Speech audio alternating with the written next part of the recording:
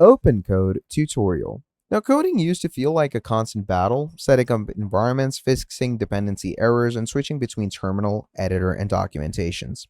But now, we have tools emerging that flip that working completely, and OpenCode is one of them. Now, OpenCode is an AI-powered coding tool designed to help developers write, understand, and manage code faster. So what happens is OpenCode can be set up right inside of your terminal and development environment. You can use it as a curl, npm, bun, brew, and peru. Now, in most cases, people use it as an npm in their very own PC terminal. So go ahead and run up your terminal, which is preferably PowerShell for npm.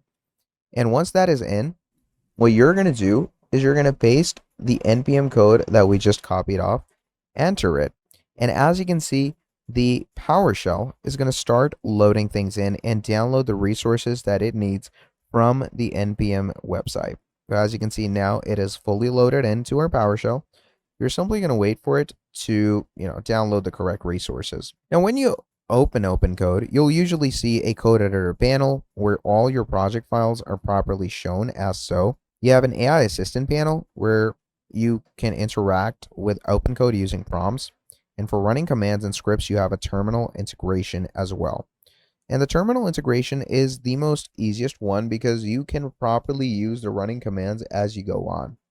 And of course, there is no other way to use OpenCode. The best is to use it as an AI-sourced coding agent.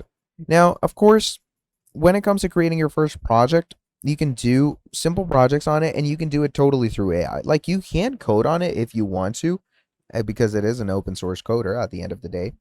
But it does not necessarily mean that you have to go ahead and use it appropriately. So once the OpenCode package has been installed through the terminal, what you simply need to be doing is you're going to go ahead and download the actual PowerShell that it gives you up here.